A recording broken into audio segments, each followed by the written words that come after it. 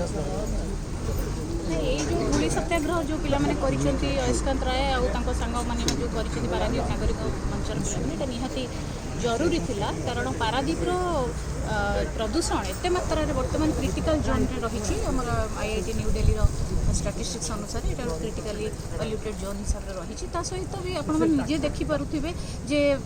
town भर को पशिला बेलू जमी तालचेर थर्माल पशिला जो भाया कला पानी तल माटी पानी वायु सबू कथा आ डेनसीटी केते एयर डेनसीटी केते मोटा आपर आप भी एससीबी मेडिकल कॉलेज रे देखिए रिपोर्ट अनुसार जे रेस्पिरेटरी ट्रैक इन्फेक्शन मैक्सिमम लोक मैंने जाऊँच पारादीप तो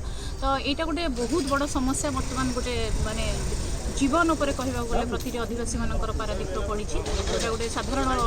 मौलिक अधिकार जे गोटे सुस्थ परिवेश बंचार अधिकार समस्त रही तेणु एम जो दाबीटा निहाती भाव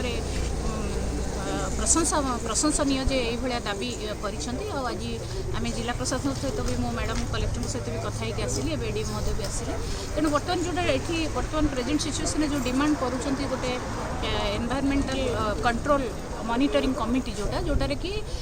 सिविल सोसाइटी किसी मेंबर रे सांबादिक बंधु मैंने रे आमर पॉल्यूशन कंट्रोल बोर्ड आमर इंडस्ट्रीज सीएसआर मेंबर माने प्रशासन समस्त रहीकि मिसिकी जो गैपटा रोचे कारण ये जो पॉल्यूशन होची जो एयर पॉल्यूशन कथा कहतु वाटर पॉल्यूशन कथा कहतु यहाँ गोटे आजिकल भितर समाधान है परिका जिनस यहाँ गोटे लंग टर्म प्रोसेस तेणु एथि आम जो विभिन्न स्टेप दे जावा कौन कौन ताप प्रिकसन मेजर नापी पड़ो आउ साधारण आदिवासी मानकर कौन असुविधा होची आग मिनिमम जोड़ा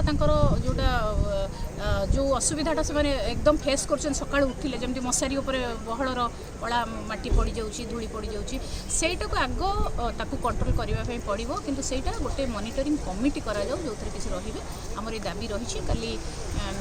जिला प्रशासन कलेक्टर मैडम पाक सब पाने जीवे आठी आलोचना हम मु भावुँ निश्चित भाव में किसी गोटे निर्यास तार बाहर किंतु पारादीप प्रत्येक आदिवासी मानक मोर नवेदन जे यहाँ गोटे जेहेतु समस्त गोटे जीवन मरणर समस्या होती समस्ते एकाठी हूँ यही प्रदूषण पारादीप को प्रदूषण मुक्त करने समस्ते एकाठी हूँ एवं यही जो